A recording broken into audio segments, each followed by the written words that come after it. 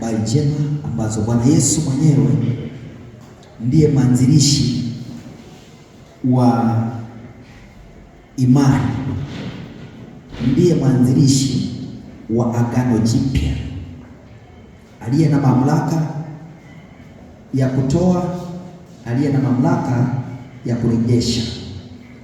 Akawaambia wanafunzi wake siku ile walipokuwa wameandaa meza,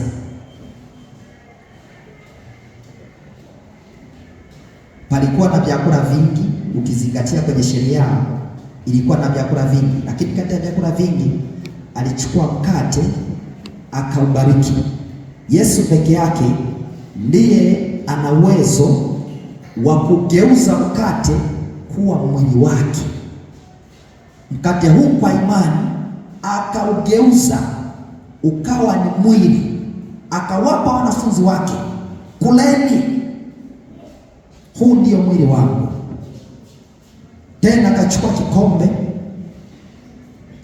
akatakasa ile divai ikawa ni damu, akasema hii ni damu yangu imwagikayo kwa ajili ya kukomboa wengi. Ndiye mwenye mamlaka ya kubadilisha. Haleluya! Hata siku ya leo tunakumbukiza ambavyo aliwaagiza wanafunzi wake, akasema mfanye hivi hivi kwa kumbusho. Siku kama ya leo, ya Alhamisi kama ya leo, ndipo Bwana Yesu alifanya hili tukio. Ni tukio special. Ndio maana anasemaga heri nikakosa meza takatifu za siku nyingine, lakini hii ya siku ya leo, maana ya siku ya leo ni Yesu mwenyewe aliipanga. Hata mimi mchungaji sikupanga kama zile zingine ninazosemaga, jamani, itabidi mwezi wa 6 tutakuwa na meza takatifu, siku ya fulani tutakuwa na meza takatifu. Zile nitakuwa nakuwa mchungaji mwenyewe nimepanga kwa kushirikishwa na Mungu mwenyewe anayenipa ratiba, lakini hii ni Yesu mwenyewe alitamka na kwamba tufanye hivi. Ina maana usipofanya kwa kushiriki meza takatifu, ina maana umekiuka makubaliano ya Yesu mwenyewe aliyoagiza. Kwa hiyo ukiwa Mkristo lazima ujitambue, lazima uelewe maneno anayosema Bwana Yesu na maneno anayosema watu wengine, utofautishe.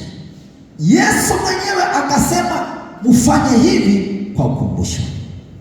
Dunia nzima siku ya leo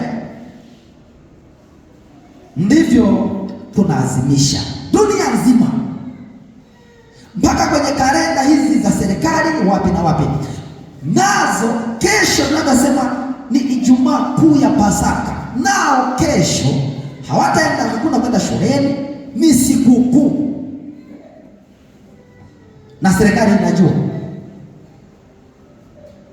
Sasa kama serikali inajua, wewe Mkristo ni zaidi uweze kujua hizi siri, uweze kujua mamlaka iliyopo katika kushiriki meza takatifu, ili uweze kusogea meza hii takatifu siku ya leo. Mimi napomwomba Mungu kunipa kibali cha kuketi na Bwana Yesu mezani, I say hii ni meza tofauti.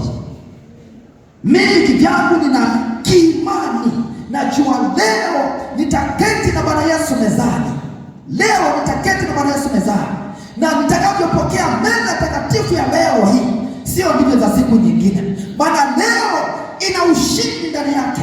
Wanafunzi wa Bwana Yesu aliposhirikisha meza takatifu akasema, sitashiriki tena nanyi meza takatifu katika kizazi hiki. Haleluya! Ninakutia moyo na kukukumbushia, unapoenda kushiriki meza takatifu hii, shiriki kwa imani. Usishiriki tu unashiriki. Mimi nina imani kabisa ninyi mliokuja kushiriki meza takatifu, ambao mnahitaji kukutana na Yesu mezani, hakika Yesu atawatendea. Hakika kuna mambo yatabadilika. Naomba usiende kimazoea. Kuna Yesu ambaye mambo amekuandalia katika siku ya leo katika meza takatifu hii. Haleluya. Usichukulie rahisi hii nafasi adimu sana. Katika mwaka inatokea mara moja tu, mwaka mzima mara moja tu.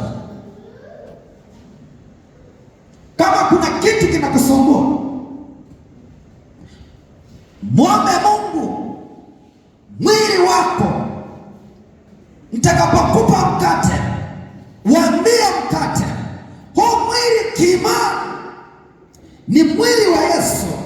Mwili wa Yesu umebeba uzima. Mwili wa Yesu una nguvu. Mwili wa Yesu sio mdhaifu.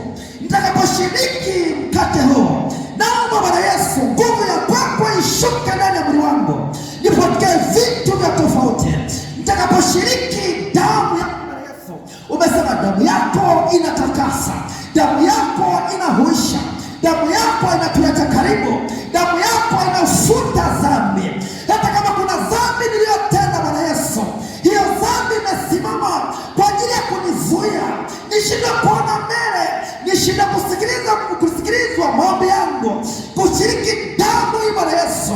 Naomba ifute hizo dhambi, naomba ifute hizo vikwazo, naomba ifute maneno yote niliyosemelezewa, naomba ifute yote niliyosimama. Yesu, siku ya leo nitakapoketi naye mezani, nikitoka mahali hapa nitoke kwa viwango vingine. Naomba nihudumie Bwana Yesu, naomba nikutane nao katika meza takatifu. Mungu atakutana na wewe. Yesu atabadilisha historia. Usiogope, usiogope. Haleluya.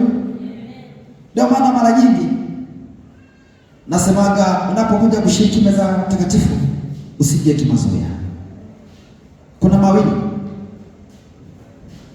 unaweza mambo yako yanaweza kubadilika ukamshuhudia Mungu. Kuna mambo yanaweza kuharibika kabisa, yaani ndio kapoteana kabisa, maana umeingia kwa mazoea. Ninakuomba sana, mimi ninatamani kanisa ambalo Mungu ametupa, watumishi ambao Mungu amenipa, natamani wanapopiga hatua, ninatamani sana wanapopiga hatua katika ulimwengu wa roho, kiimani wanapiga hatua, kiroho wanapiga hatua, kimwili wanapiga hatua. Huyo ndiye Yesu tunayemhubiri mahali hapa. Huyo ndio Mungu tunayemtumikia mahali hapa. Haleluya. Ukisoma Waibrania